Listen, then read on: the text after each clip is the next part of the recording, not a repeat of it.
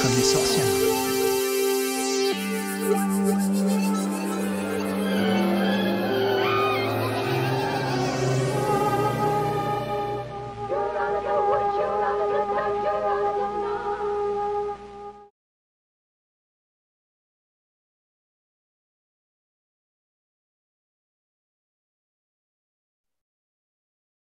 Olá, pessoal, boa tarde.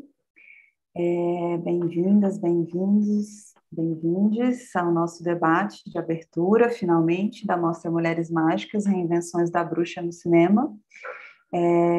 Eu sou Carla Italiano, fui a curadora da mostra e uma das coordenadoras dela, junto com a Tatiana Mitre, que está aqui com a gente, e também está conosco a Roberta Veiga, professora adjunta da UFMG, uma das coordenadoras do grupo de pesquisa Poéticas Femininas, Políticas Feministas, além de um longuíssimo currículo que eu vou me esquivar de ler agora, vou deixar para ela, talvez, se quiser puxar alguns dos pontos.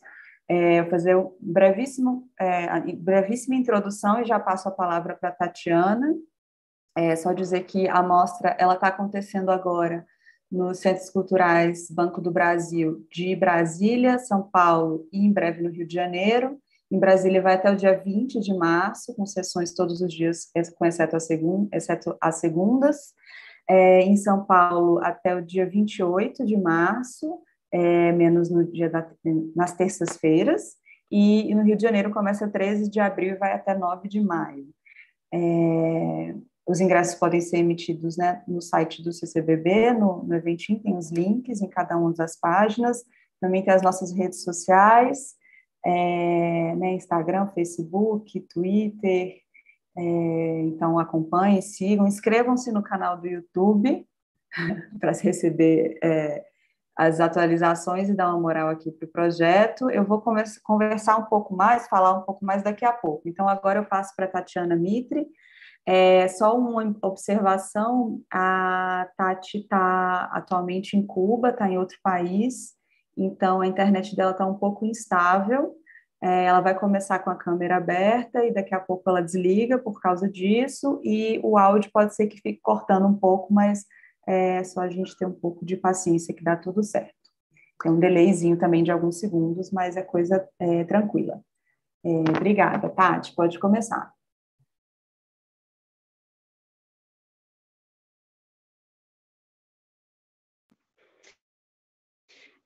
Primeiro que tudo, agradecer, né, a Roberta ter aceitado o convite. A gente está muito feliz de estar realizando essa mostra. A ideia da Dimos, numa disciplina isolada da UFMG, curiosamente era a Roberta, aqui presente, quem deu essa disciplina, Estéticas Femininas e Políticas Feministas da Imagem. E eu me lembro que nessa disciplina a gente assistiu a Árvore do Zimbro, que faz parte, inclusive, da curadoria da mostra, e compartilhamos um trecho, a leitura de um trecho do livro Caliban e a Bruxa. E isso despertou uma vontade imensa de aprofundar nesse tema e pensar na bruxa, na forma como essa personagem, né, tão popular foi e segue sendo representada no cinema. Então, a partir desse encontro, eu e Carlinha, a gente conversou e topamos essa empreitada aí de mandar o projeto para o CCBB, aprovamos e aqui estamos, super contentes por isso. Queria agradecer a equipe, uma equipe grande, né, que está fazendo a mostra acontecer, a coordenação de produção da Laila, o Léo Vieira, que é o assistente de produção e produtor local de São Paulo, a Xanda Duarte, a produtora de cópias, que trouxe aí 25 filmes maravilhosos para essa mostra, produção local de Brasília, a Dani, o Gui, a gestão financeira e assessoria jurídica da Diana Gebri, a equipe dela, o projeto gráfico da Ana Bahia, enfim, é uma equipe tão grande, assim como o pessoal da Frames, que nos ajudou com as cópias digitais, a legendagem. Não vou me estender muito, eu queria realmente, estou muito feliz, assim, da gente estar podendo realizar essa mostra e trazer debates e trazer mesas redondas e sessões comentadas, além de filmes maravilhosos. E é isso. Eu sou produtora executiva também da mostra e junto com a Carlinha estou ajudando na coordenação. E acho que a Roberta, ela pode falar um pouco mais dela mesmo, né, Roberta? E vou passar a palavra para a Carlinha para começar falando aí. Obrigada, Tati, deu para ouvir tudo certinho, fique tranquilo. Te ouvimos. Só completando rapidamente, assim, antes de passar, né, para a fala e para a Roberta, só acho que talvez vale puxar também o nome da equipe que está nas redes sociais, né, a Isadora Witt, na gestão de mídias, Patrícia Miranda na criação das peças gráficas, o Arthur Medrado criou fez a edição de vídeos das redes. Essa vinheta belíssima que vimos agora foi feita pela Luísa Marques, a quem a gente agradece muito. A Jaque Del Débio, né, da Frames, também fazendo as cópias. E só para... a Tati já falou, mas é sempre bom. Eu sou dessas, assim, eu falo o nome das pessoas todo para deixar bem registradinho. Aí, só para dizer, é Daniela Maria, Guilherme Marinho, na produção local de Brasília, Leonardo Vieira, na produção de São Paulo, e a Laila Braz, né, na coordenação de produção e assistência de produção executiva. Além de todo mundo que a Tati já falou. Muito obrigada. Sem vocês, essa mostra não aconteceria mesmo, não. E já aproveitando também, anunciando aqui, Laís e Larisa, que estão aqui fazendo a tradução em Libras, muitíssimo obrigada. Bom, a gente começa a conversa hoje, sim, é isso, uma conferência de abertura, o título dela é o título da mostra, Reinvenções da Bruxa no Cinema, como Tati também já anunciou essa ideia, né, a gênese da ideia surge numa aula, então, num contexto acadêmico, uma aula de pós-graduação da professora Roberta Veiga, que foi e continua sendo uma grande inspiração para a gente, junto com uma das, né, leituras que ela apresentou, que Tati mencionou também, que é o livro Caliban e a Bruxa, da Silvia Federici, que né, gentilmente aceitou ministrar uma masterclass online aqui durante a mostra, que vai acontecer no começo de abril. A gente em breve dará mais informações de como se inscrever. Então, enfim, é muito especial mesmo para a gente. Eu fico, né, honrado e feliz de estar nessa conversa inicial com essas duas mulheres que eu admiro tanto e com as quais eu aprendo tanto.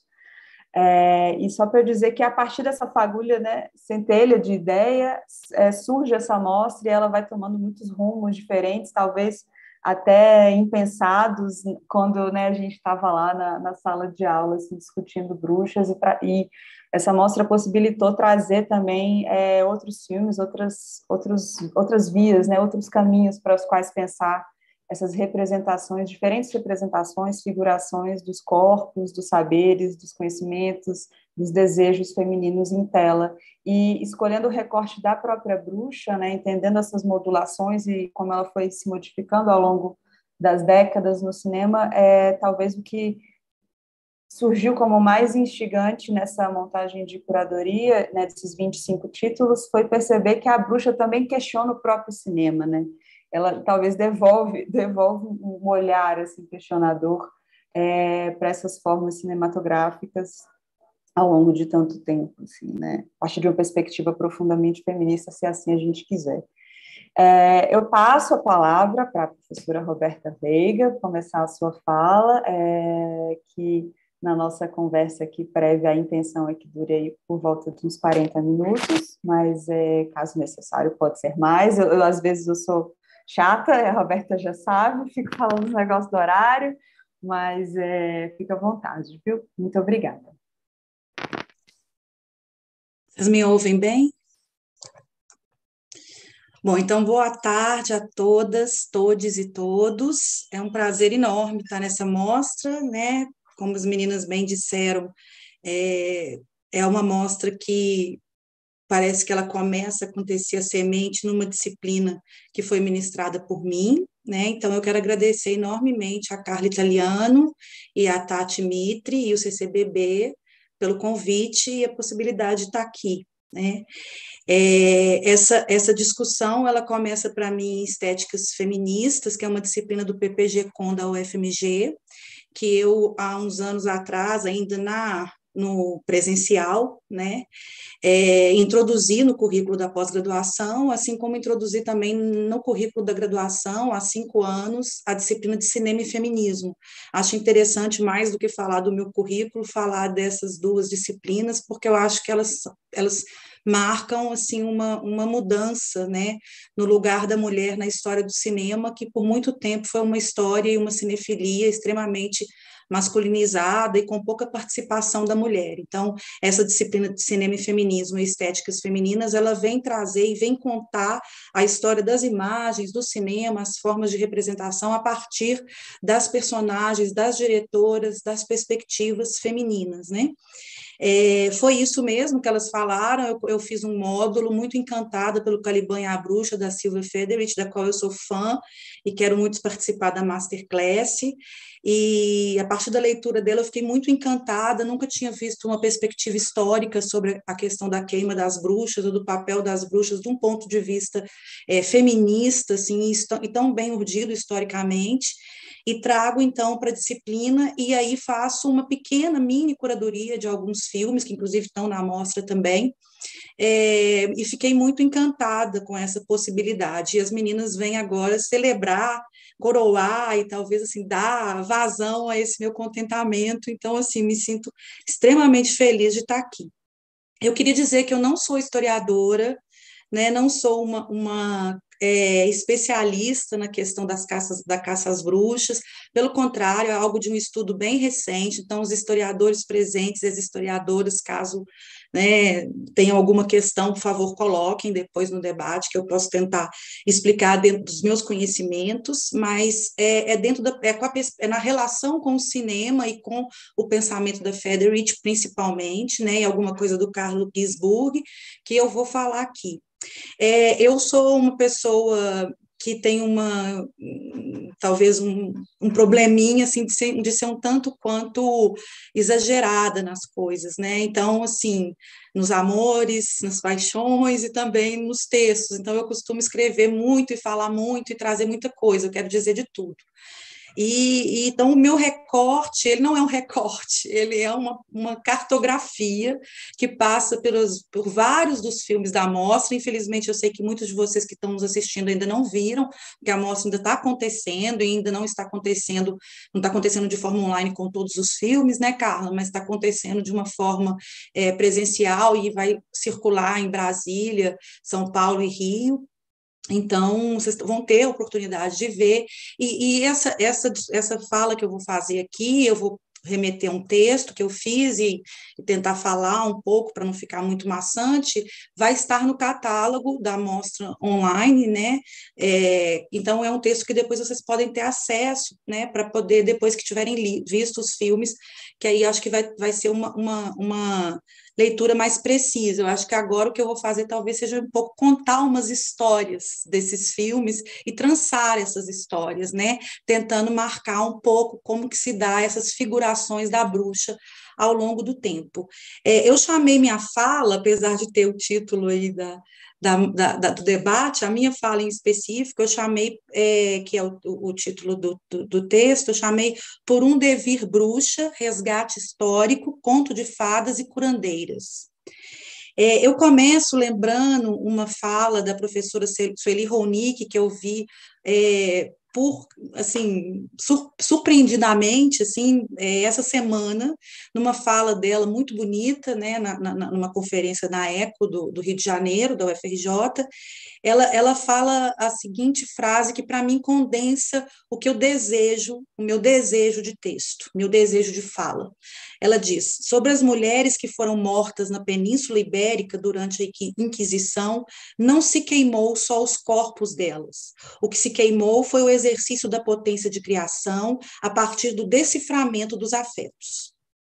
Essa fala da Sueli nos convoca em múltiplos aspectos a responder por que é tão urgente iniciativas como a mostra Mulheres Mágicas, Reinvenções da Bruxa no Cinema.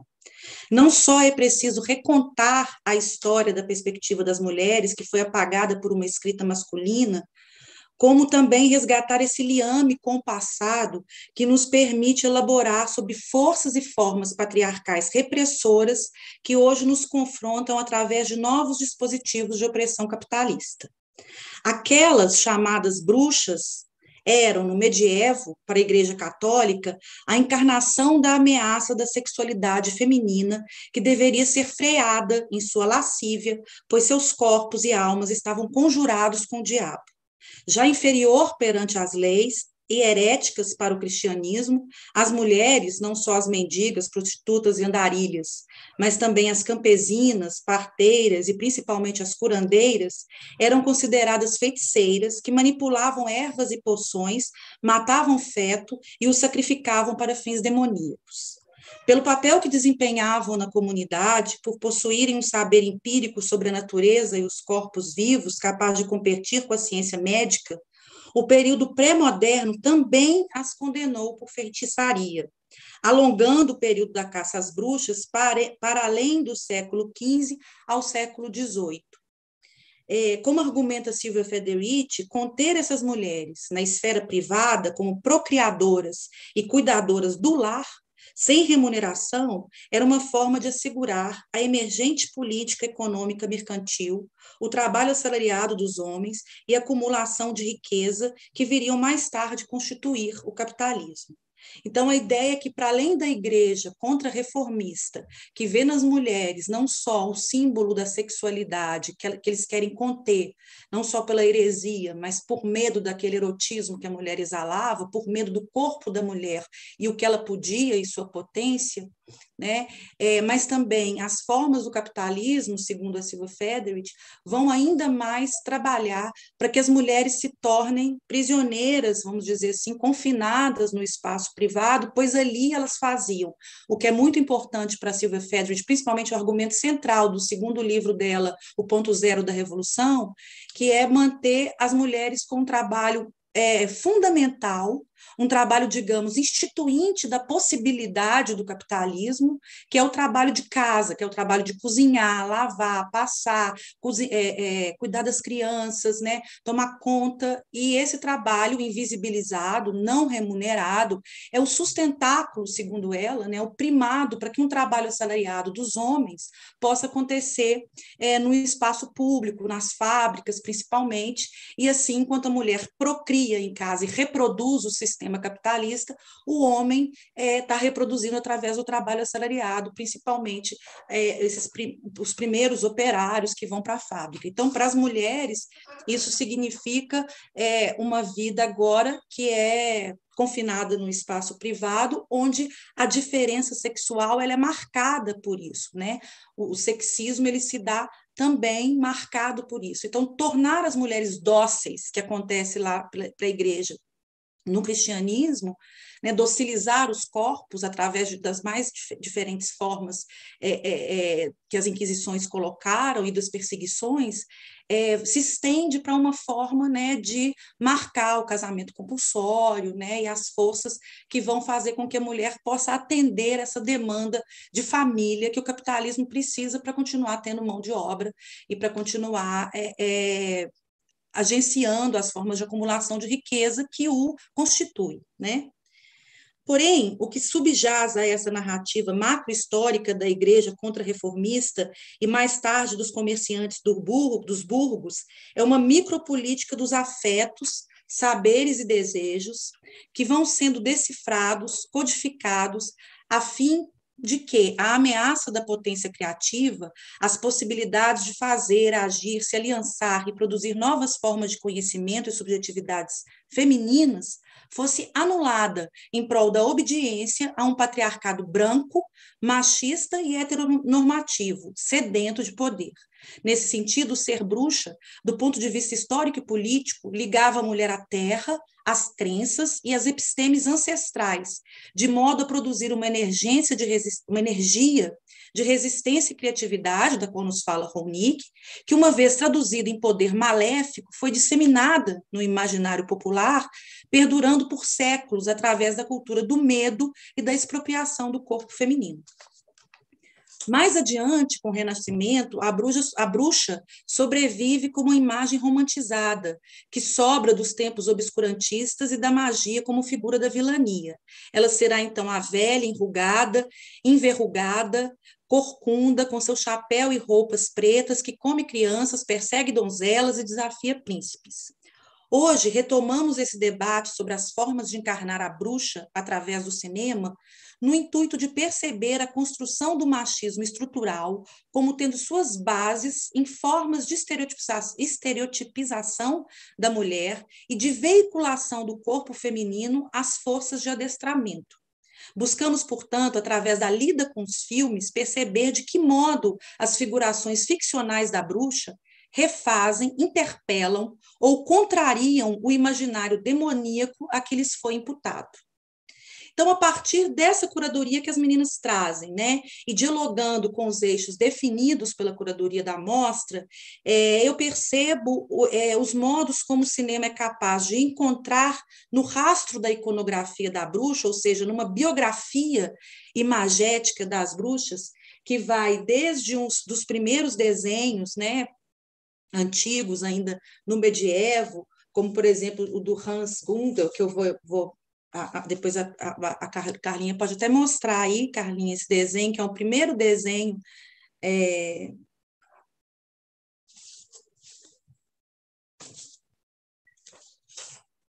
do Hans Baldung, desculpa, um alemão, um pintor alemão, que é o primeiro que vai fazer essas imagens, né? Então, a gente percebe que aí já tem, em 1510, né, já tem uma imagem aí que seria uma imagem das bruxas, de uma certa maneira, num que seria um sabá, que é essa reunião noturna e orgiástica das bruxas com o demônio, que na verdade não é bem isso, o sabá ele é um encontro, né, nós vamos ver depois, ele é um encontro entre bruxos ou bruxas ou alguma coisa que é da ordem da bruxaria, mas que diz muito mais da relação com a terra, da mudança de estações de ano, né, que diz da relação com as plantas, enfim, com a natureza, né?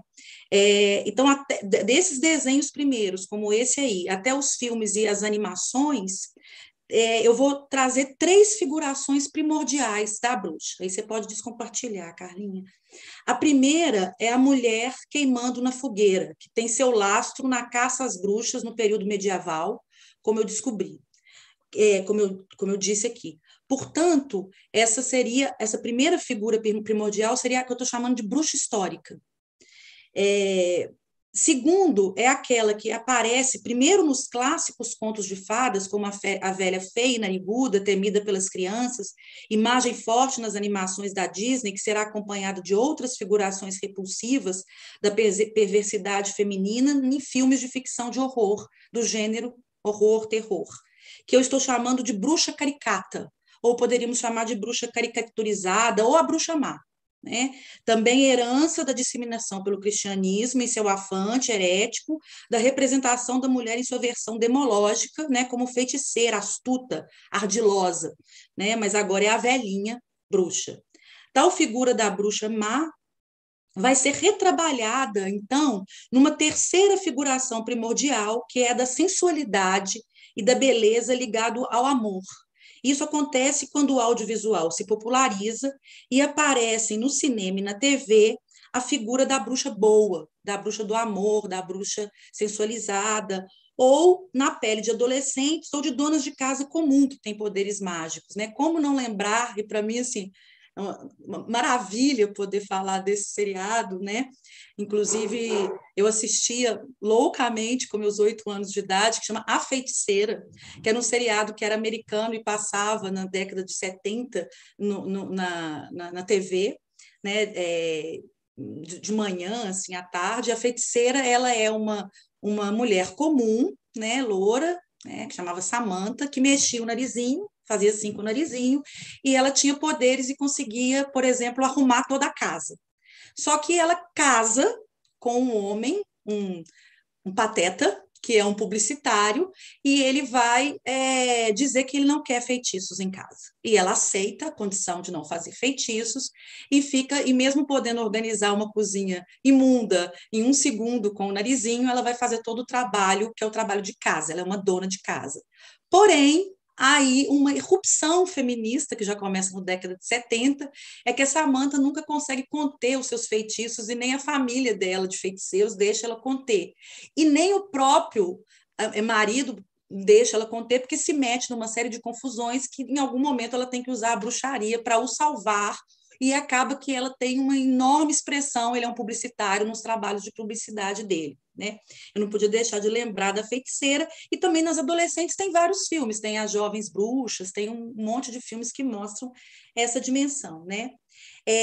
Então, essa bruxa boa do amor, né? Essa bruxa que eu estou chamando aqui de boa, que vai tanto da mais sensual até a dona de casa, até a jovem, ela perde as suas características principais para, na chave oposta, atuar como heroína ou como simples mulher. Mas, em grande parte, nos parece que ela mais preserva, através do ideal do amor, um par com as princesas, né? O imaginário das princesas, na sua busca pelo príncipe encantado, própria do machismo estrutural dos contos de fadas, do que vai além. Apesar de sempre há esses pontos disruptivos, ainda bem, né? É eles que a gente tem que apontar. Percorreremos, então, brevemente alguns filmes da mostra. Eu me centrei mais nos longas, que, como eu disse, e no finalzinho eu vou fazer uma remissão aos curtas, mas eu acho que vai ter outros debates online que vão entrar mais nos curtas, e isso vai ser melhor, né? Deixar mais para frente. Mas eu vou trazer, então, outras imagens para identificar como essas três figuras da bruxa, a bruxa histórica, a bruxa caricata e a bruxa boa, operam. Se elas operam, e aí a grande pergunta, fixadas no imaginário instituído pela ordem machista do discurso, com seus afetos adestrados e sua existência refém das imagens de controle, como diria Patrícia Hill Collins, ou se é possível perceber um outro devir bruxa. E o que nomeamos devir bruxa, eu gosto desse sufixo devir, já trabalho com esse sufixo há mais tempo, ele vem da minha leitura de Deleuze e Guattari. O devir, ele diz respeito a estar em movimento, a algo que não se fixa, que não pode se ganhar um estereótipo, porque ele morre. O devir, ele está em movimento, portanto, ele é pura potência. A ideia de um devir bruxa remete àquilo que ela é em potência.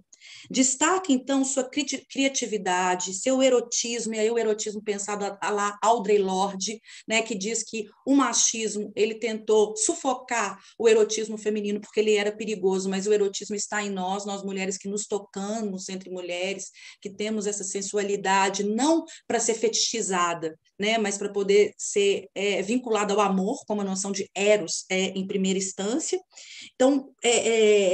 Então, essa dimensão de devir, ela está muito mais ligada ao erotismo, à criatividade, a essa relação dos corpos femininos com os corpos da floresta, desse saber medicinal, das crenças ancestrais, das suas formas de encantamento, da conexão com a religiosidade, né, com o seu próprio corpo, a conexão da mulher com o seu próprio corpo, né, que depois vai ser adestrado pelos dispositivos biopolíticos, com aquilo que não é matéria também, com os espíritos ou com uma crença na espiritualidade, né? E, nesse sentido, tentamos identificar um lugar cinematográfico mais preciso no qual, como já antecipado nas sessões da mostra, esse devir parece se atualizar em filmes contemporâneos, principalmente nos curtas, como um gesto de certo cinema regional, de matriz principalmente africana ou indígena, que surge menos atravessando do que deslocando essas principais figurações das bruxas, estabelecidas e reconhecidas por um imaginário machista cristão. Então, eu já estou reconhecendo que há aí na amostra, acho que teve um programa que é chamado Corpos em Submisso, se não me engano, então tem aí na amostra, vocês vão ter oportunidade de ver esse lugar atualizado dessas figurações contemporâneas.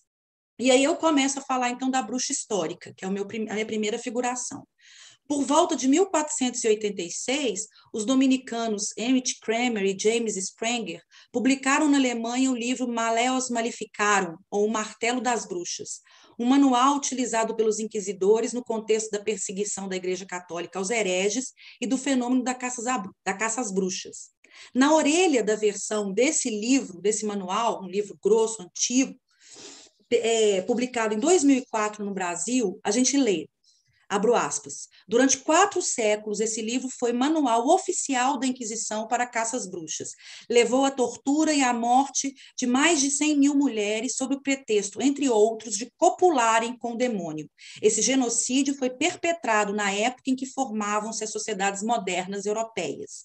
Uma das consequências apontadas pelos especialistas foi tornar dóceis e submissos os corpos das mulheres posteriormente. Então, essa docilidade, essa submissão, está sendo colocada aí nesse livro do século XV, né? É desse livro que surge a ideia, a inspiração, o roteiro de um filme de mesmo nome do tcheco Otakar Vávra, lançado em 1969, que aborda as terríveis torturas ao qual foram submetidas várias mulheres. Se você quiser mostrar aí, Carlinha. Em 1670, no norte da Morávia, durante um júri de inquisidores católicos. Esse filme está na mostra, né? Incapazes de suportar as dores quase enlouquecidas das torturas que sofriam, essas mulheres velhas, pobres, belas, jovens, confessavam práticas demoníacas mirabolantes, porque eram condenadas, e eram condenadas como bruxas e queimadas na fogueira. Então, era justamente em função da tortura que elas sofriam que iam se criando um imaginário, né? No imaginário delas, uma construção de um discurso sobre o que seriam essas bruxas.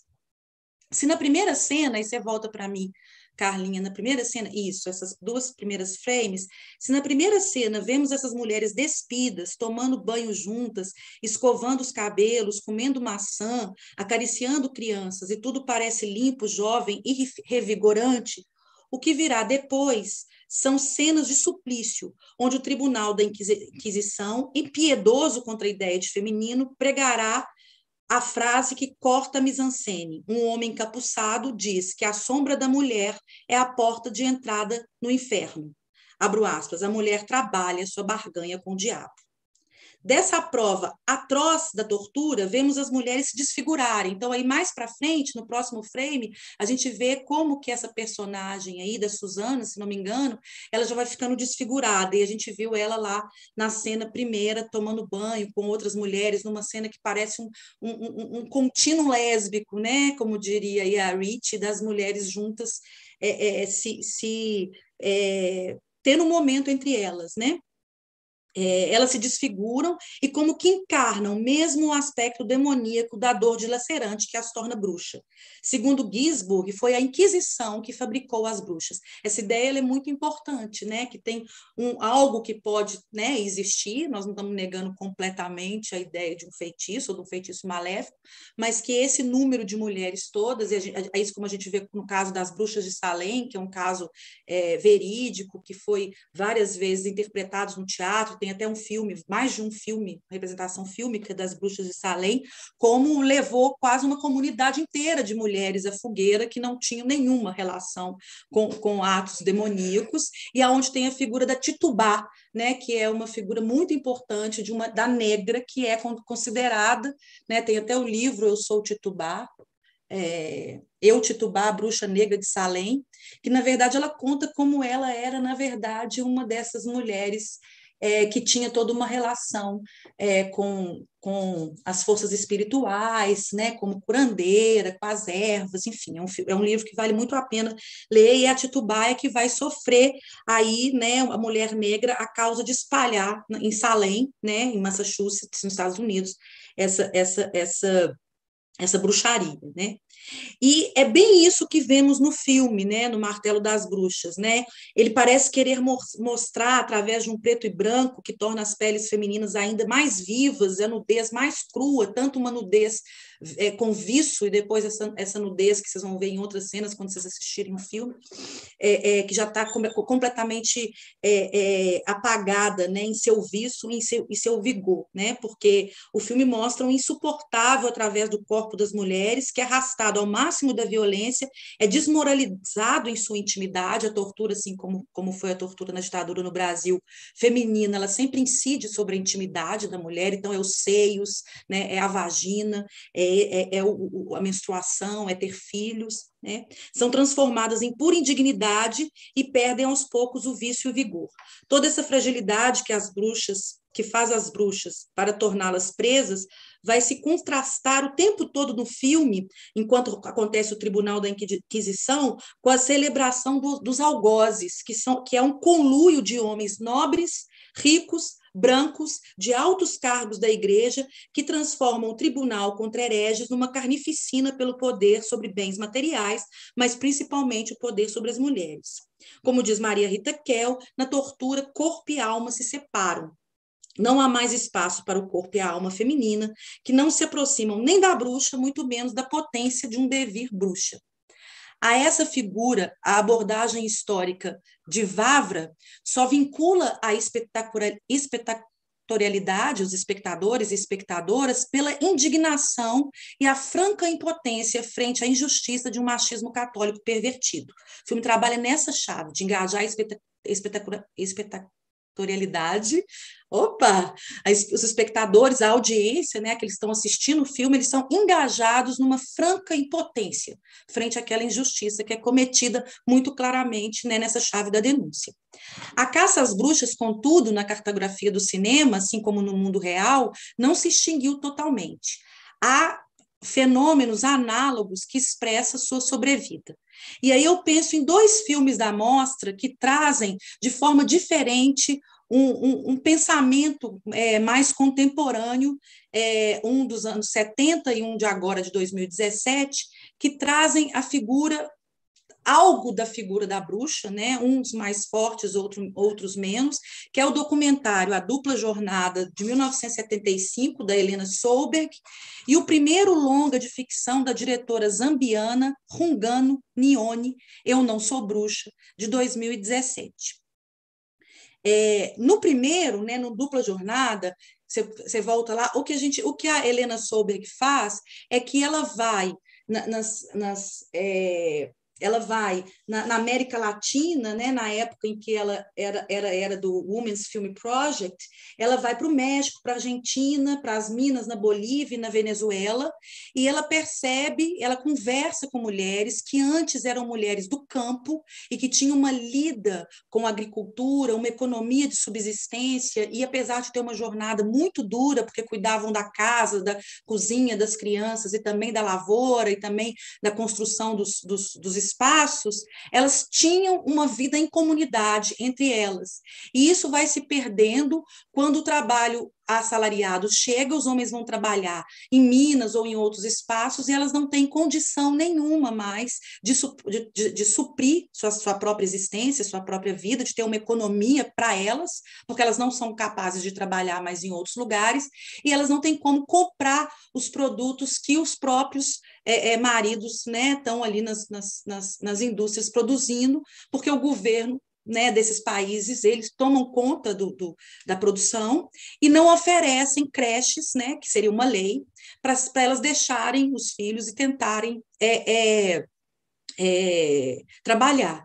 Aí eu acho interessante essa imagem, porque ela mostra como essas mulheres elas guardam algo da bruxa, em um outro sentido, que é esse chapéu, essas vestes longas, e que, inclusive, é motivo de preconceito na época contra elas. Elas não podem trabalhar com essas roupas, elas não podem usar esses chapéus que fazem parte da cultura delas mesmas, né? Então, é bom lembrar desse filme. Eu acho que esse filme ele foi muito pertinente, ele está na mostra, porque eu acho que ele traz para nós aquilo que o capitalismo expropria da mulher do campo, campesina, e como que ela retorna com uma outra forma de bruxilidade, vamos dizer. E aí a gente vai alongando e alargando essa noção de bruxa para formas tanto de opressão, como eu disse, de um imaginário que, se não é mais demoníaco, ele é adestrador das capacidades, do saber e da produção feminina e da relação das mulheres com aquilo que interessa a ela, com os corpos, as vestimentas, para docilizá-las. O outro filme, que é o filme da diretora zambiana Rungano Nione, Eu Não Sou Bruxa, é um filme extremamente interessante, que traz essa figura aí da menininha, né? A Chula, se não me engano é esse o nome dela, tá pequenininho aí, mas dá para ver mais ou menos, que ela é considerada uma bruxa, ainda muito novinha. Nesse filme, a zambiana, né, a Rungano, ela foi até Gana, esse filme é de 2017, ela foi até Gana fazer uma pesquisa sobre um fenômeno que acontece lá, que eu acho que vocês devem saber. Eu pesquisei na BBC de 2012 um artigo que conta que em Gana tem vários campos, como se fossem campos de concentração de bruxas, mulheres consideradas bruxas, ainda que sobrevivem e são afastadas da família. Eu coloquei uma imagem aí de uma delas que chama Samata Abuli, de 82 anos, acho que não sei se ela ficou, essa aí, ó, que vive num campo que chama Cucuô, né? Onde essas mulheres conseguem ficar fora, longe da tortura e do linchamento por serem consideradas bruxas, né? Mas acabam vivendo em condições precaríssimas, né? Elas têm que buscar a água que fica muito longe, né? Elas são afastadas da família, uma série de problemas. O filme se baseia nisso e essa menina, a figura da Chula, que é essa personagem, ela vai não viver a infância dela, que ela vai ser, desde do início, considerada uma bruxinha, né? E vai ser atada a um carretel de linhas, assim como mostra em outras imagens. Todas as bruxas no filme são atadas a carretéis de linhas e elas têm isso pendurado no corpo, e esses carretéis permitem elas andarem só um tanto, então elas não têm liberdade de locomoção, né? Elas eram acorrentadas, então, assim, elas eram a esses carretéis, assim como a bruxinha, a criança, que lembram, então, é uma analogia direta, não só as imagens de enforcamento e queima nas fogueiras, porque as bruxas também foram enforcadas, mas como os acorrentamentos das escravas nos troncos, né? Porque elas são negras, então nos remete, no mesmo momento, às escravas que eram acorrentadas e chicoteadas no tronco. O filme ele trabalha numa chave que é um misto de humor e sobriedade, né? Ao mesmo tempo que ele é muito melancólico, com essa figura da menina que é desapropriada da sua vida infantil para servir como um objeto de mercadoria, porque o governador dessa pequena cidadezinha em Gana, ele usa ela como, espetaculariza a figura dela, leva ela na televisão, vende produtos dela, né? Então ela é mercadologizada, o que traz uma nova visão atualizada, vamos dizer assim, do ser bruxa. Então ele traz essa melancolia, mas ele também traz um humor e uma ironia, porque essa figura masculina era ironizada, patetizada, assim, né? Patético, ele é patético, né? Então, num misto de humor e sobriedade, o filme ironiza as figuras do poder e traz ainda a melancolia de uma necropolítica definidora de onde e como as mulheres negras devem ficar, que submete essa bruxa criança a uma vida que pode ser sacrificada a qualquer momento, caso ela não se comporte como mercadoria que deve ser. Assim, o filme retrança a história e expõe suas feridas. Então, nessa perspectiva, eu acho que são dois filmes extremamente fortes para poder se pensar uma atualização dessa noção de bruxa que eu vinha falando.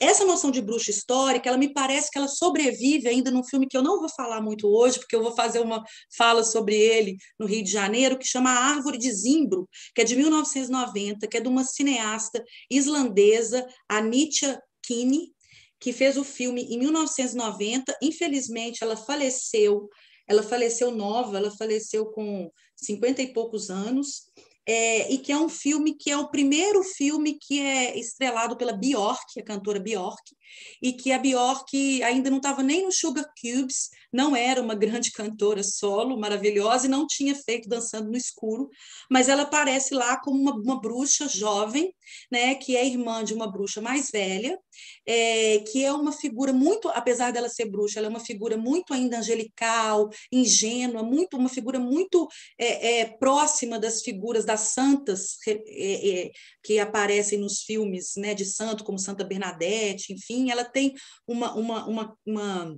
um semblante assim de muita pureza, que é explorado numa Islândia escura, sombria, num terreno devastado, num terreno insólito, né, onde elas vivem ali tentando de alguma forma sobreviver, porque a mãe delas foi apedrejada, né, e foi queimada e morta como bruxa. A Katla, que é a irmã mais velha, ela vai fazer bruxarias, então, para poder encontrar um marido, para conquistar um homem. porque sem um homem elas vão ser mortas, elas não vão conseguir sobreviver.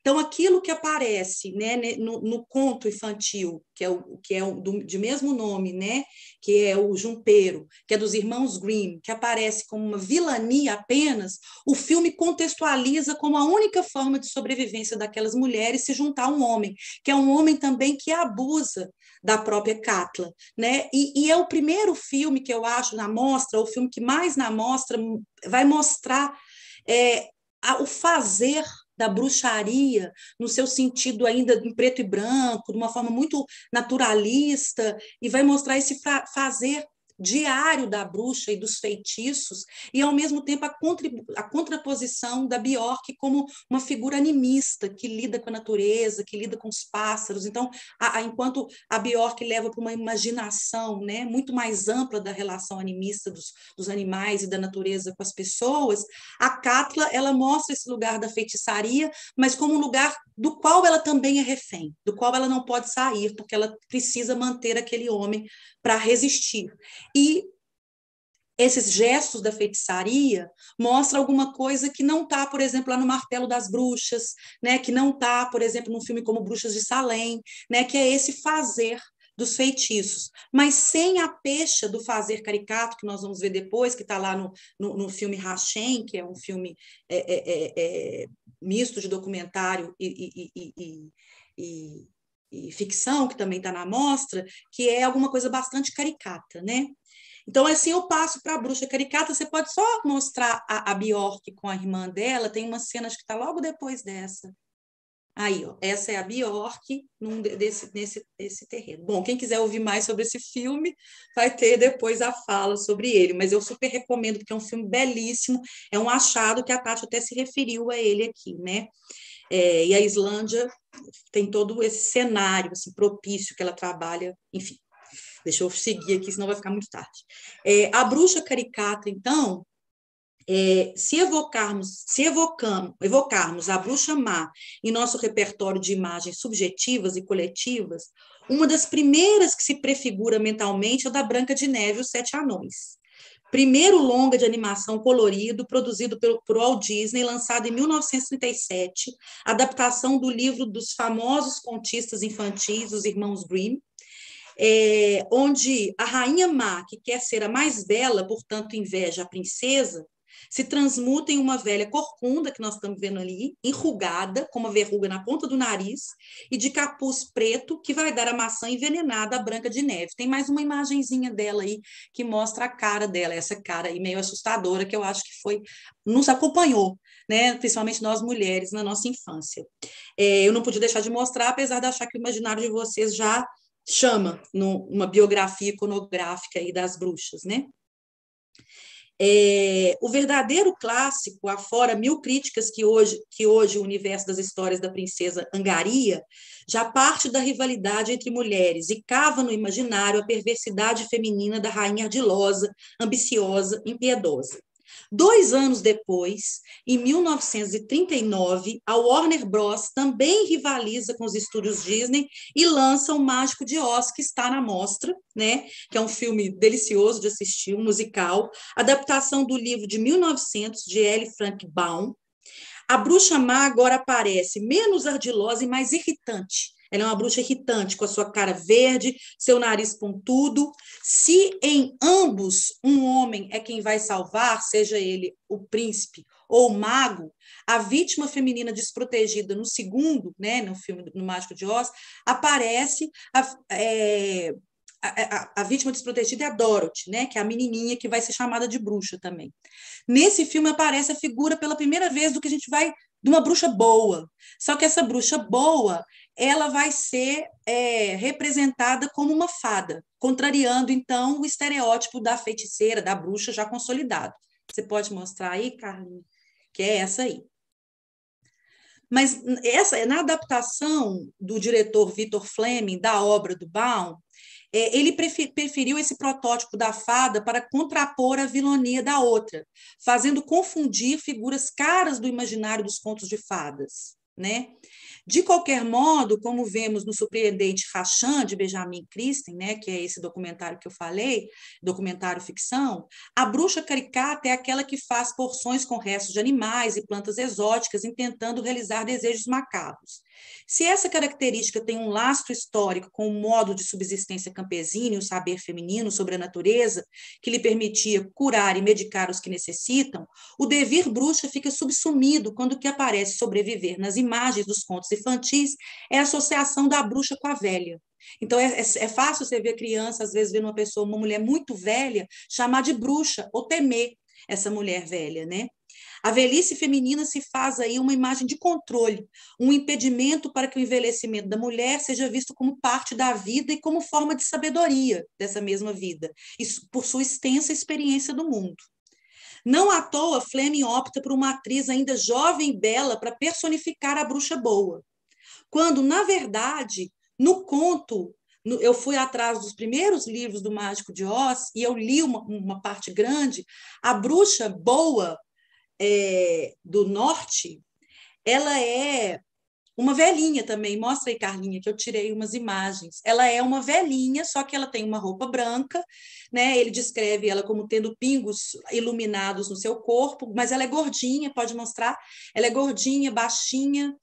Esse é mais uma visão aí com o Totó, o cachorrinho da Dorothy. É bom falar desse filme que todo mundo conhece, então fica fácil já remeter.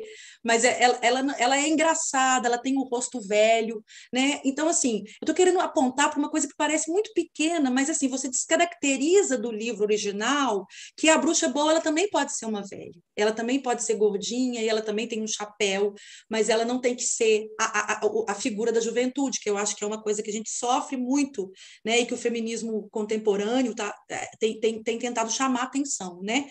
Principalmente no momento em que a gente vive os corpos mais plastificados que a gente pode imaginar. Acho que tem mais uma imagenzinha dela, se não me engano. Aí, ó, olha que bonitinha essa figuração aí dela com a Dorothy com os anõezinhos. Bom, se a virada caricata... Roberto, só para indicar, assim, na verdade eu perdi o controle do tempo, mas deu 40. Então, mas fica à vontade, enfim, para seguir o que você tinha preparado. Então eu vou fazer o seguinte, gente, eu vou pular o Suspiria e vou... Pode falar. Eu quero chegar na bruxa isso. sensual, senão não vai dar tempo de chegar na bruxa sensual. Na bruxa histórica ainda tinha o Suspiria, mas o Suspiria, que é do Dario Argento, ele vai para o gênero de terror, que é só para poder... Eu trouxe para poder mostrar a passagem dessa bruxa caricata para o imaginário do terror e ali a menina envolvida numa escola de dança, um grupo de mulheres envolvidas num covil, na ideia de covil de bruxas, que são as professoras da escola de dança, que são velhas, mas que querem sugar, vamos dizer assim, a energia vital das bailarinas, das dançarinas novas que vão para essa escola.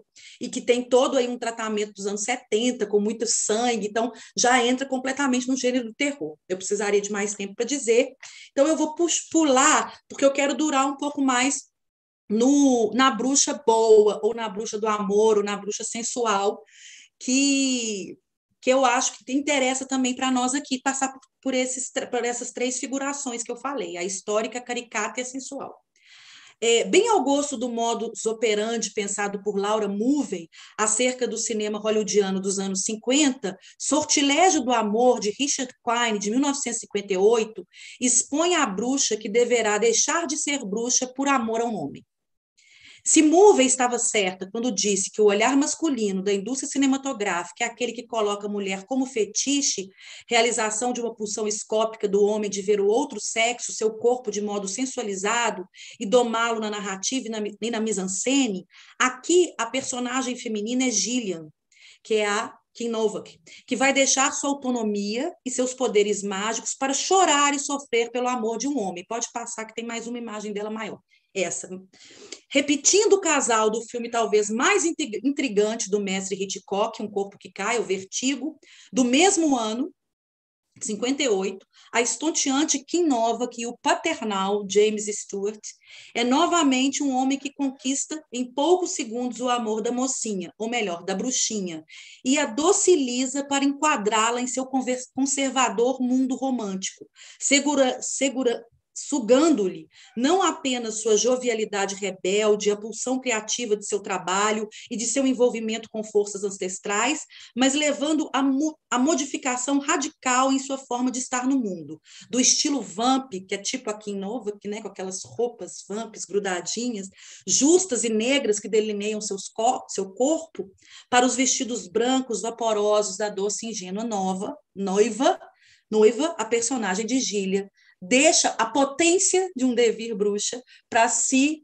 adequar ao conservador James Stewart, que outras teóricas do cinema feminista, como a Sharon Smith, a própria Laura Mulvey, vai falar, né, desse lugar paternal que ele ocupa aí, né? Porém, essa mistura bruxaria, amor e sensualidade, no contemporâneo, A Bruxa do Amor, da cineasta americana feminista Anna Biller, vai por outro caminho, né? Não se tratará mais de conter o corpo feminino da bruxa, né? De docilizar o corpo feminino da bruxa. Biller carrega nas cores, nos cenários, nos props, nos maneirismos, os quadros que a bruxa protagonista pinta e que antecipa e desvela o próprio filme, no artificialismo dos diálogos e espaços, de modo a mobilizar um conjunto de clichês que parodia o cinema e o seriado dos anos 70 e caricaturiza a bruxa em sua relação com a sexualidade com os homens.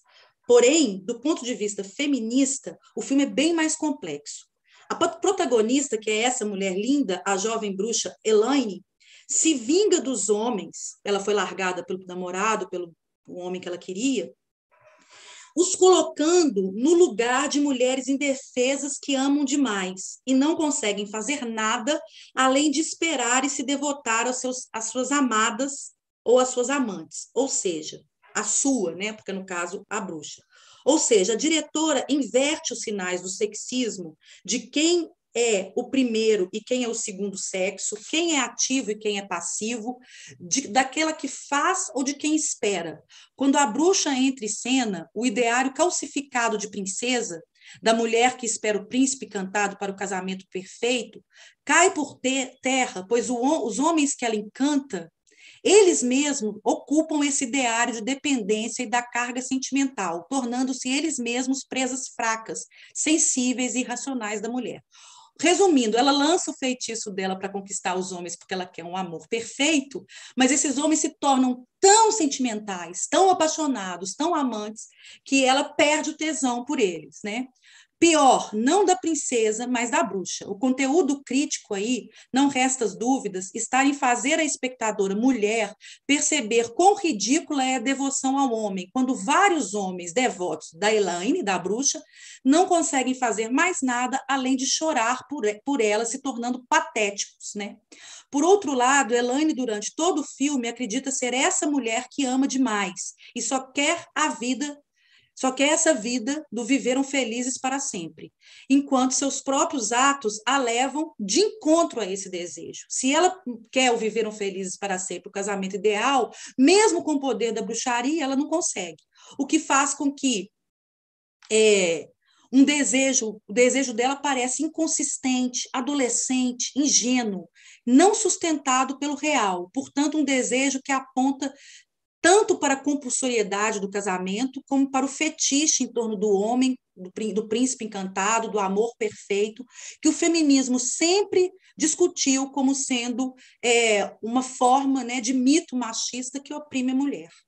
Pela crença nesse desejo forjado numa sociedade patriarcal desde seus primórdios, a bruxa que acredita que deve satisfazer as fantasias dos homens para se casar e ter um amor pleno só dela. Inclusive, em uma das cenas, num café, que mais parece uma casa de chá vitoriana, de bonecas vindas do passado, a vizinha lhe critica, dizendo que o patriarcado colonizou o cérebro dela, que critica a bruxa, né? Esse discurso ele mostra seu avesso na medida em que ela faz toda sorte de feitiços e bruxarias para conquistar o próximo que ela julga poder ser seu homem perfeito. Repetindo, uma vez refém do amor dela, o coloca imediatamente numa posição de enxergar a si mesmo nessa condição e não suportar a intensidade e, ao mesmo tempo, a tolice desse amor, né? Então, a bruxa ela vai entrar aí num lugar diferente. É interessante notar a força de um dos feitiços e ver que algo da psicodelia estética do filme guarda uma linha de força política e histórica na temporalidade anacrônica que o filme traz em sua fatura, mas em uma perspectiva feminista ultra contemporânea que tem raízes no passado da Queima às Bruxas. Vou explicar. Vemos nas redes sociais todo um levante de afirmação de corpo feminino e das feminilidades das mais diversas, em seus vários aspectos.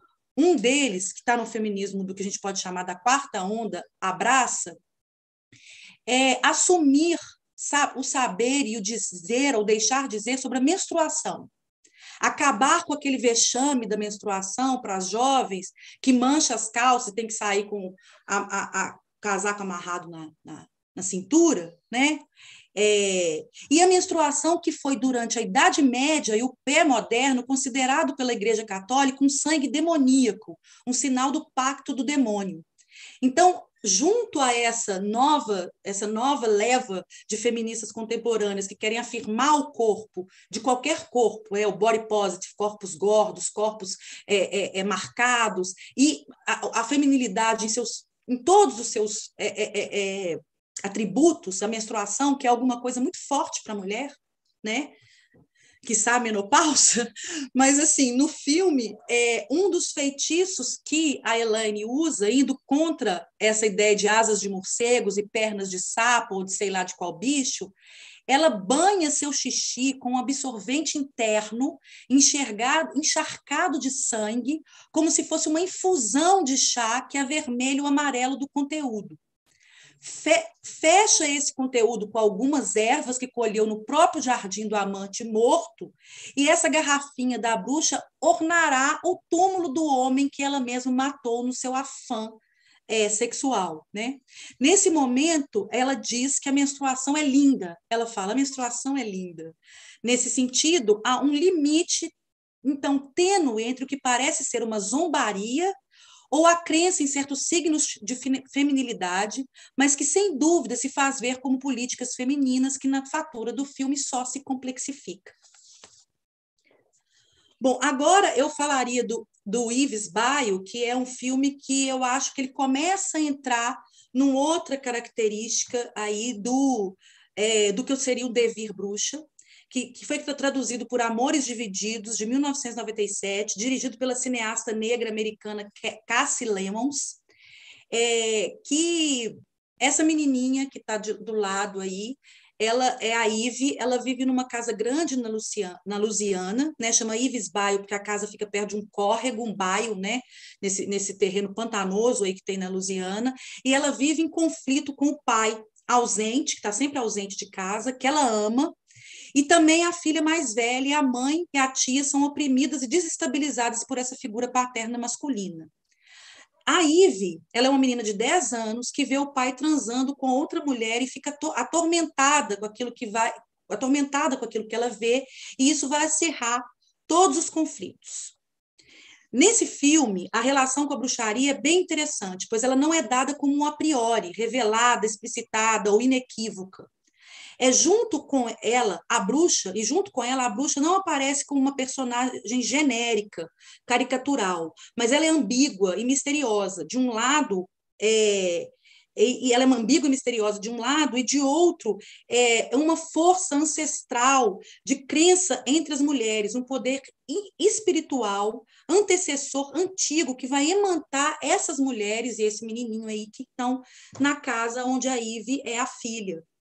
Então, a ideia central de bruxa, como aquela que faz feitiço, ela vai ser, digamos, borrada, né, e identificada apenas numa figura que é a bruxa da feira, se você puder mostrar aí, que é uma bruxa que tem um aspecto meio indígena e tal, mas que é muito interessante, muito misteriosa, que manipula ossos, que traz alguma coisa de uma crença espiritual também ancestral, e na tia, que é uma vidente, né? Porém, fica claro que há uma ancestralidade mágica na história da Ivy, uma criança esperta e emotiva, né, que tem a sua avó como uma escrava, que foi uma escrava curandeira, sábia, que inclusive curou o seu senhor, que se relacionará e terá filhos com ela, né?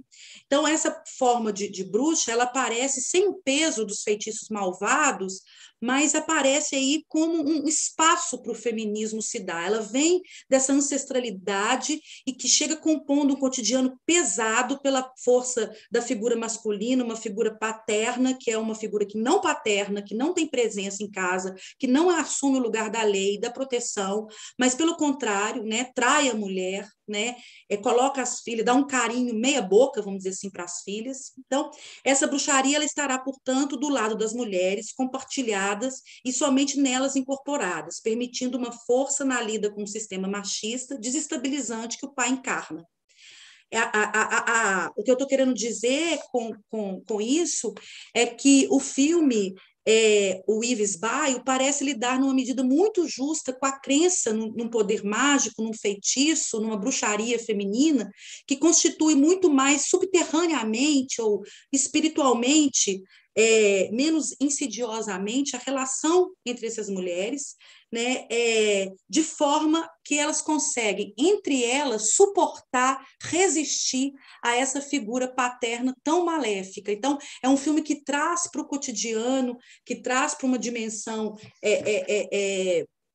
de um 1960 na Louisiana, né, numa casa, essa família de mulheres negras, que apesar de sofrerem assim, uma figura encarnada, né, do pai ali, que provoca uma série de dores nelas, elas agarram nessa ancestralidade, nessa crença da família, nessa lida com a natureza, com o pântano ali perto, esse espaço. Enfim, teria várias coisas que eu poderia dizer desse filme, inclusive eu escrevi mais assim para poder tentar entender uma relação que não fica clara se a tragédia do filme tem a ver com a esperteza de Evil, com uma bruxaria, mas para mostrar como essas coisas se interconectam, né? Mas é importante pensar que o devir bruxa está aí, em alguma coisa menos encarnada numa figura do que também em um espírito de relacionamento entre as mulheres, entre aquelas mulheres na família, tá? E para terminar, o que eu chamei de devir bruxa, eu acho que a questão primordial seria dizer que, a partir do momento que a gente entende que a figura da bruxa, em seus estereótipos e imagem de controle, encarna um mal da mulher, tanto por seu poder de sedução, pela sua energia sexual, pela lascívia, né, por aquilo que os homens também reconheciam como forma de dominação ou por seu conhecimento de magia, ela guarda também nessa maldade uma potência de rebeldia, de insubmissão contra o dado, contra o sistema, uma potência de insurreição. A coragem, o mistério, né, um conhecimento do próprio corpo, uma afirmação do próprio corpo, uma autonomia do próprio corpo, um desejo de comunidade entre as mulheres, tudo isso permite que essas bruxas elas lidem contra o machismo, que elas resistam, que elas contrariem, né, o machismo, né?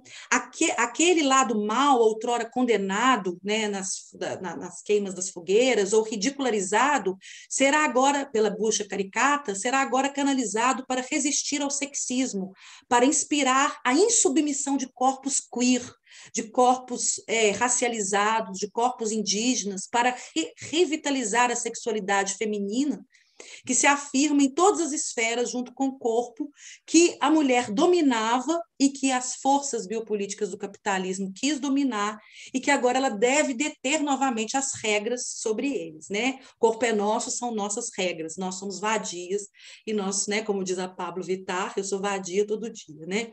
Tal força disruptiva da figura da bruxa de canalizar o poder maléfico como poder de luta e resistência, força contra as opressões seculares, machistas, racistas e capitalistas, no sentido de inventar corpos e formas de vida, é uma potência criativa, né, como diria Ronick.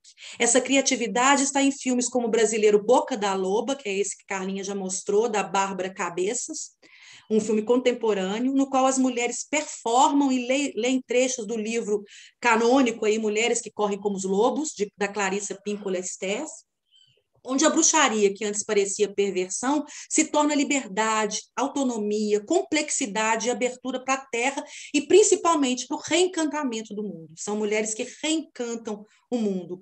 Outros curtas como esse, como Capora, o Chamado da Mata, de Olinda Ivar, de 2020, né? Ou Transformation, dos anos 70, de Barbara Hatfield, e outros curtas que vão estar na mostra, aí nos Corpos Insubmissos, em outros lugares, também vão nesse sentido de resgatar o imaginário mágico ancestral, religioso de cura, como afirmação e resistência do corpo feminino contra os dispositivos biopolíticos da indústria da beleza, da moda, da maquiagem. Ser bruxa é nesse sentido, por isso que eu quero terminar com essa imagem, é nesse sentido retomar o passado e se atualizar, criando suas próprias formas de corpo, inventando e reinventando o corpo. É se pintar ou não como quiser, é deixar o corpo assim coberto de lama, como a bruxa de Boca da Loba, ou ter qualquer corpo que se queira.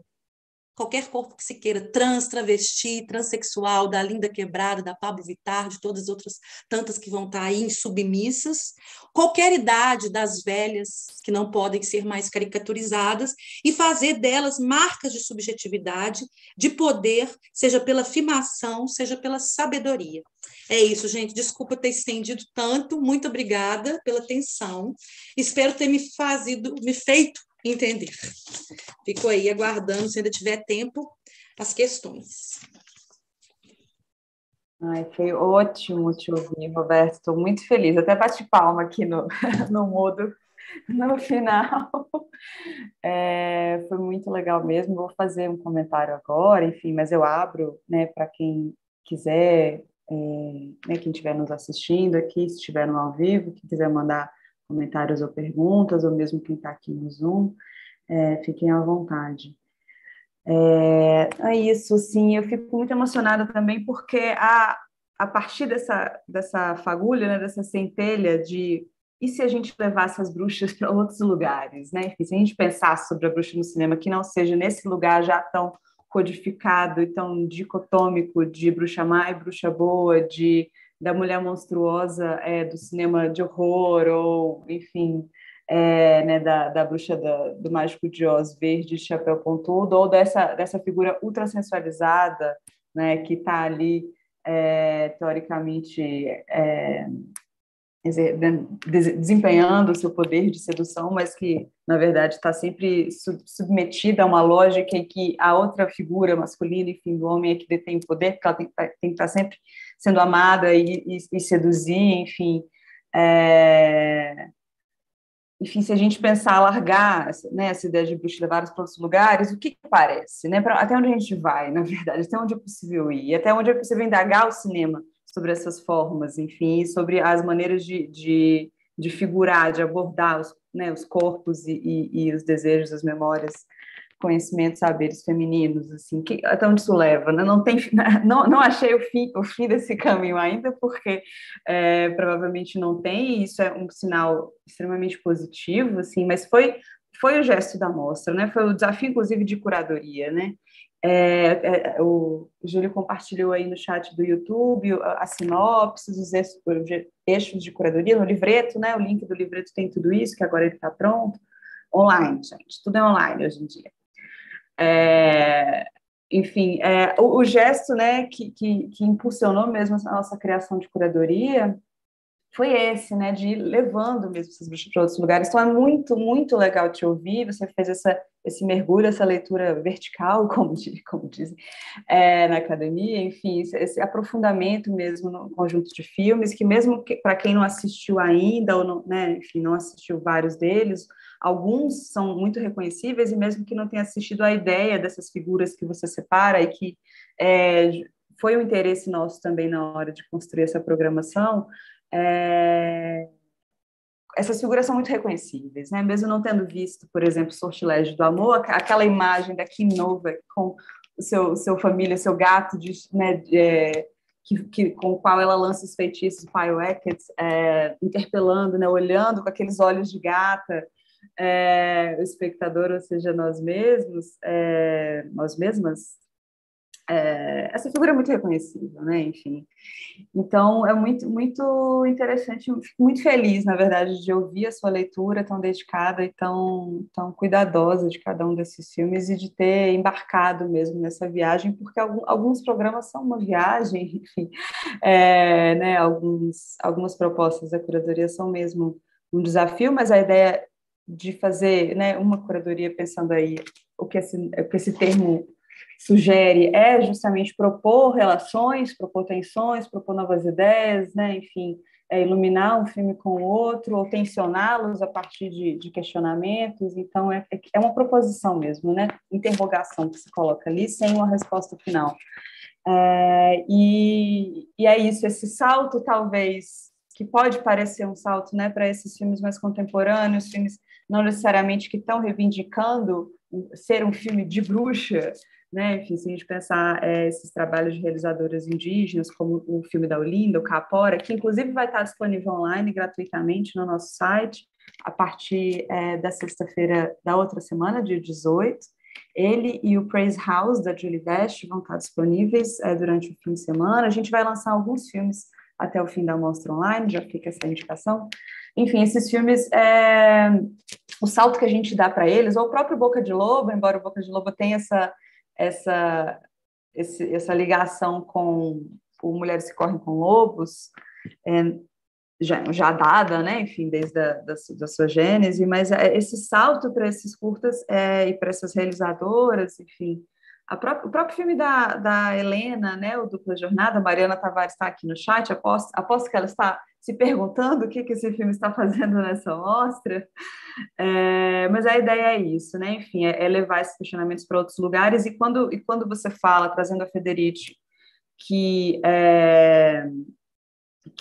o que ocorre, né, com esse processo de caça às bruxas ali na passagem para o período moderno, no final da Idade Média, na instalação desse sistema capitalista, é justamente uma perseguição, uma tentativa de domesticação dos corpos femininos e desses saberes coletivos e comunais e comunitários, de modo a permitir a perpetuação, né, do próprio sistema, né, do cuidado, a geração de nova mão de obra e o cuidado não remunerado doméstico feminino. Aí, quando a gente vê o filme da Helena, por exemplo, Dupla Jornada, a gente entende, isso, então, talvez, o que estava em jogo, né, lá atrás, assim, que é uma das questões principais que a Silvia Federici traz. Então, só é um comentário, não é pergunta, enfim, eu estou, né, comentando a sua fala, mas para a gente conversar um pouco mais. Fico muito feliz de te ouvir, assim mesmo, nessa leitura tão cuidadosa, assim, dos filmes. E ao te ouvir também é isso, o que aparece, assim, como essa figura é uma figura rica, e estava aí, né? Ela sempre esteve aí no imaginário, como ela é rica para pensar a figuração feminina no cinema, nas imagens, enfim, tudo, na literatura, nos contos morais e infantis, né? Esses contos que estão ali para ensinar certas diretrizes de vida para as crianças, enfim. Como ela estava aí pairando, assim, e tão reveladora, né, dessas transformações mesmo do nosso pensamento em relação às mulheres e ao próprio cinema, né, enfim. Um comentário, eu vou ver aqui se alguém mandou alguma coisa. Eu só queria falar uma coisa, te respondendo, apesar de ter sido um comentário, assim, sobre a curadoria, né? Na verdade, pessoal, eu recebi os filmes e não tinha visto os eixos ainda da curadoria, né?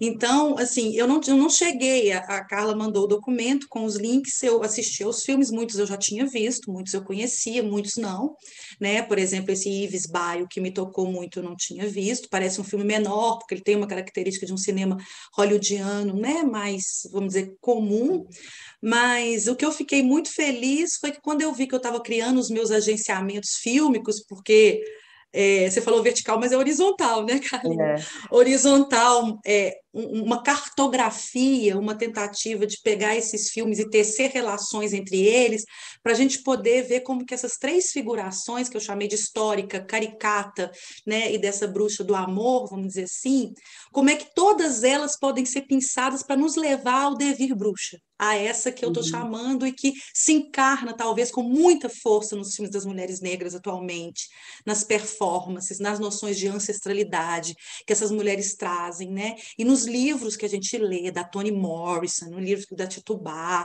esses livros todos também. Então, eu acho que há alguma coisa da bruxaria que nós, mulheres, temos que reivindicar. Assim, o meu lado bruxa, ele pulsa nesse sentido, porque, como eu falei, aquilo que era visto como maléfico foi pelas feministas o tempo todo dito, assim, o meu corpo não é maléfico, a minha menstruação não é maléfica, a minha sexualidade, acho que das coisas mais lindas que eu li foi a Audre Lorde nesse livro aqui, né?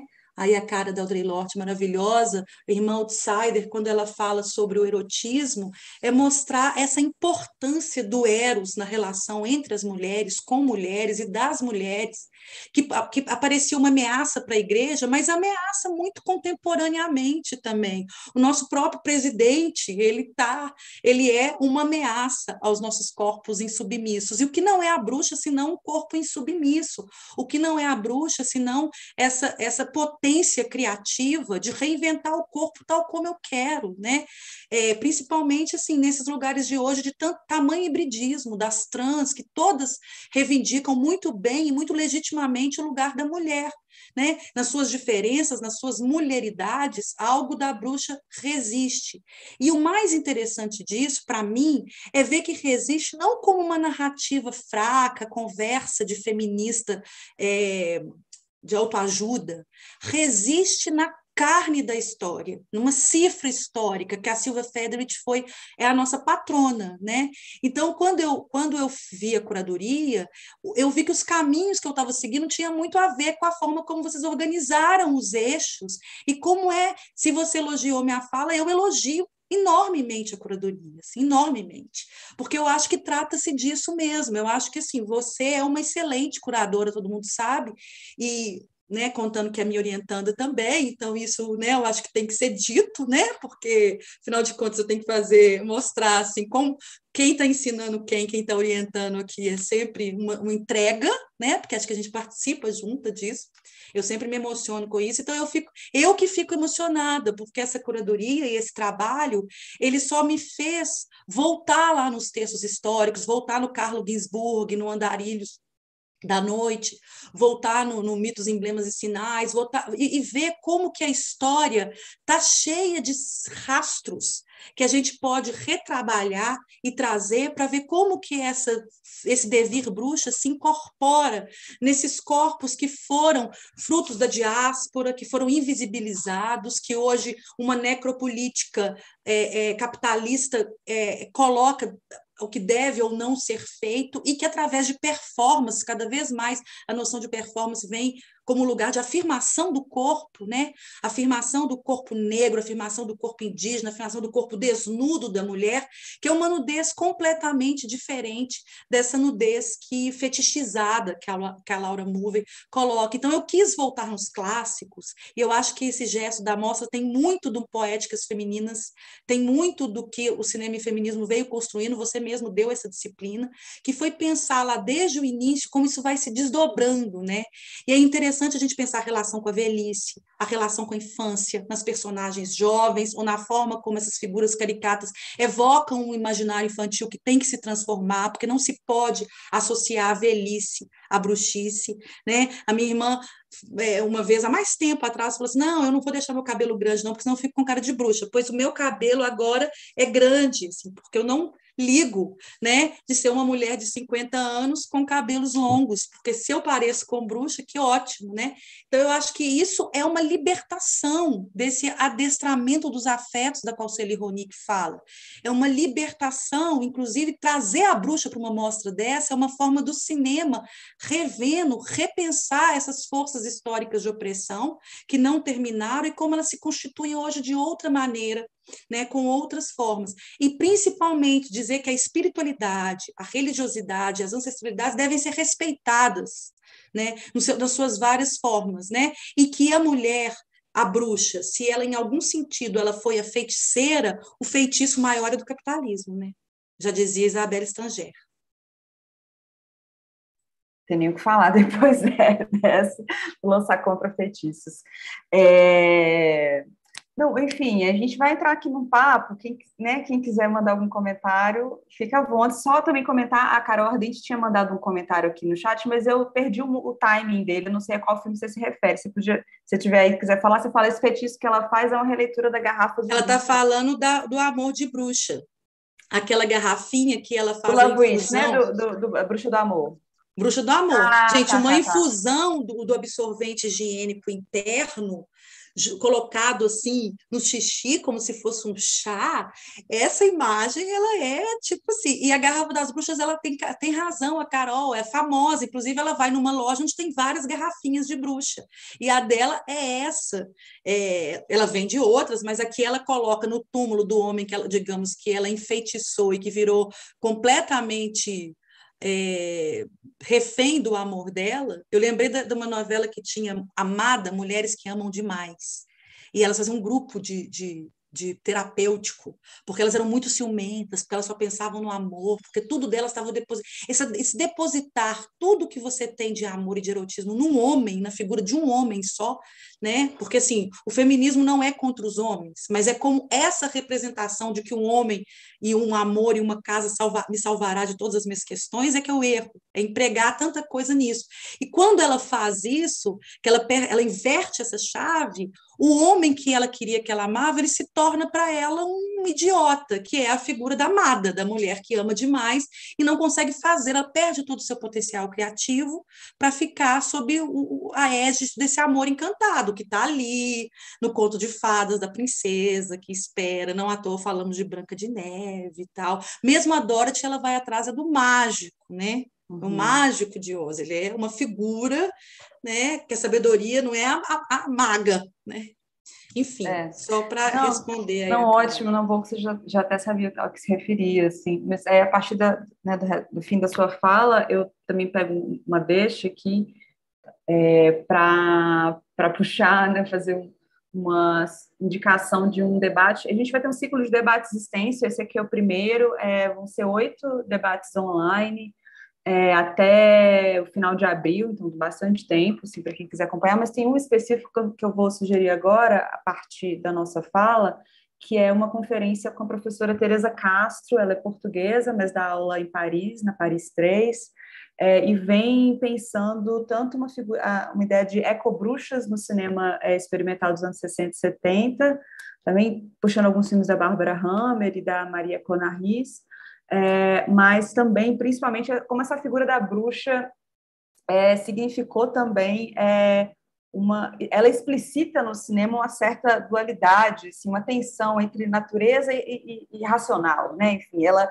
talvez faz emergir assim com mais contundência essa dualidade e como essa relação, enfim, com a natureza, digamos, com a ideia de selvagem, precisou ser domada ou enfim, precisou ser subsumida para que uma organização social que vinha com o capitalismo e dentro, né, a partir de um pensamento patriarcal, precisou operar, né? Então, enfim, a bruxa ela talvez revele com mais clareza, assim, como essa dualidade de natureza e racionalidade ela se tensiona ali, né? Enfim, de diversas formas ao longo da história do cinema. Ela vai fazer uma fala no dia 26 de março, no domingo, sem ser mais para o final do mês, e a mediação dessa fala vai ser da Alessandra Brandão e Ramayana Lira. Então, assim, vai ser um encontro ótimo de feras.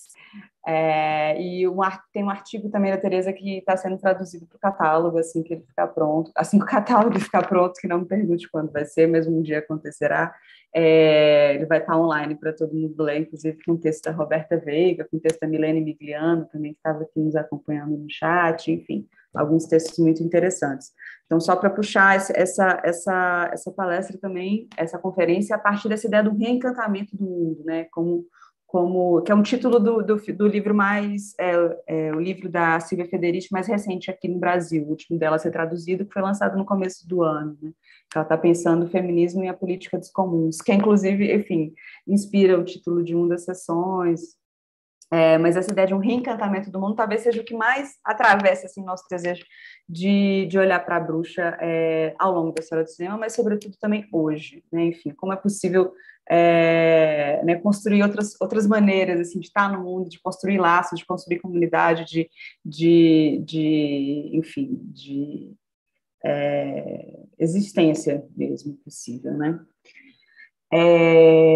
Estamos aqui no bate-papo de bruxas. Eu não sei se tem mais algum comentário ou pergunta pelo chat, senão talvez a gente pode se encaminhando mais para o final, mas, Roberts, abro aqui para você fazer mais comentário. Eu acho que sim, já falamos bastante, né? Eu só queria lembrar que esse reencantamento do mundo, eu acho que ele não só abre, como eu falei, para a importância do reconhecimento das religiões ancestrais e dessa de matriz afro-africana e tal, mas também eu acho que é muito importante para a causa indígena, né? Porque eu acho que a relação com a espiritualidade, com a natureza, né, com seus territórios, né, dos indígenas, e que muitos dos filmes do Virgem nas Aldeias mostram e tal, eu acho que essa verve do feminismo ligado ao devir bruxa, essa via, vamos dizer assim, eu acho que vai completamente ao encontro dessa necessidade da gente a se atentar para os movimentos, né, para a necessidade da sobrevivência desses povos, né, e dessas culturas, enfim. Eu queria dizer isso porque a gente tem também no programa uma forte acento também no cinema indígena, e eu acho que aqui o Poéticas Femininas ele encontra o grupo maior, que é o Poéticas da Experiência, de qual faz parte André Brasil, César Guimarães, e o André Brasil vem trabalhando há muito tempo com essas questões indígenas. Ele mesmo tem um texto sobre a ideia do contrafeitiço aí, né, inspirado no filme da Ana Pi, que também dá ali para poder fazer toda uma leitura, né, desse corpo insubmisso, desse corpo pulsante, porque eu acho que como diz Foucault, né, toda retração, todo dispositivo de controle cria uma resistência, cria uma forma, né? Eu acho que a minha leitura ela é muito Foucaultiana nesse sentido, né? Apesar de eu sempre operar em três vertentes, a bruxa histórica, a bruxa caricata e a bruxa do amor, essa histórica ela atravessa, se atravessa, um contamina o outro, e transversalmente está esse reencantamento do mundo, que é justamente respostas contra essas formas de confinamento do corpo feminino, né? Do corpo da mulher. São formas de responder aquilo que constrange, eu respondo com a insubmissão. E também, né, da comunidade LGBTQI+, né, com toda também a sua potência de pintar, de transformar o corpo, que não deixa de ser mágica, né? É mágica essa possibilidade. Eu fico lembrando dos filmes do surto de deslumbramento, fico lembrando, né, dessas potências, né, da homoafetividade, que não é só das lésbicas, mas também dos gays, nesse sentido de se colocar e se transmutarem, né, na sua maneira de ser, de estar no mundo, né, que é muito importante. Então, se tem essa figura da bruxa que se pinta também, que pinta a cara branca lá no Ives Baio, se tem essa outra figura da bruxa sexual, com as roupas pretas do capuz, é claro que a gente está falando aí de várias formas, né, de se reinventar, né? E essa reinvenção, ela é pulsante, ela é a pulsão criativa que o capitalismo vai cooptando para ele. A gente tem que estar sempre no lugar do devir, porque toda vez que ele coopta, o feitiço dele tem que ser dado um contra-feitiço. Eu acho que é essa dinâmica que eu quis mostrar um pouco, né? Essa fluidez aí, ainda que a gente tenha estereótipos, que a gente tenha marcas históricas, fenômenos históricos, a gente tem esse espaço, vamos dizer, do entre, das relações, né, desses limiares, dessas possibilidades, para o feminismo vir e fazer essas leituras, né? Eu acho que esses filmes estão aí na mostra, esses novos, esses mais recentes, das indígenas, das mulheres negras, das mulheres trans, também para poder trazer esse lugar da bruxa como sendo uma possibilidade de tirar o meu corpo da prisão, da ditadura, do confinamento, da ditadura política, do regime totalitário de governo, né, dos fascismos de toda ordem, né, de tudo isso, né? Então, acho que nesse sentido a mostra é tipo um presente para o feminismo e espero que vida longa a mostra, esse catálogo vai sair, né? Nem que saia já lá no Rio de Janeiro e eu estarei lá com vocês. Mas eu agradeço demais a audiência, né? Estou aí para depois, para a gente poder conversar em outros momentos também. E agradeço enormemente toda a equipe e o convite. A gente que agradece muitíssimo a sua presença e a generosidade da fala e da preparação do texto, que em breve sairá, e aqui da fala também. Enfim, a gente só tem a agradecer mesmo toda essa entrega e partilha e parceria. Agradeço todo mundo que está assistindo no ao vivo, todo mundo que vai assistir depois no gravado. A nossa mostra segue e o ciclo de debates, né, online, inteiramente gratuito, também segue até final de abril. Em breve a gente divulga mais. O próximo debate é na terça, dia 15, às 7h30, em que vai se deter a Caça às Bruxas, releituras históricas. Então, primeira parte da fala da Roberta, que ela trouxe alguns filmes, Martelo das Bruxas, principalmente, enfim, e alguns outros, Dias de Ira, Haxan, eles vão estar lá sendo debatidos com a presença de Gabriela Laroca e Leonardo Amaral e mediação de Glenis Cardoso. Então é isso, gente, muito obrigada. Legal demais isso, né, Carla, eu ter conseguido fazer esse mapeamento e agora as linhas de força vão começar a acontecer nos debates. Tudo arquitetado. No final, assim, né? Então eu deixo aqui a minha bruxinha também, ó, minha bruxinha, despedindo, e beijo para as mulheres e vivam suas bruxilidades. Né? Vamos viver nosso devir bruxa. Beijo, nosso gente. Devir bruxa. Obrigada. Devir bruxa.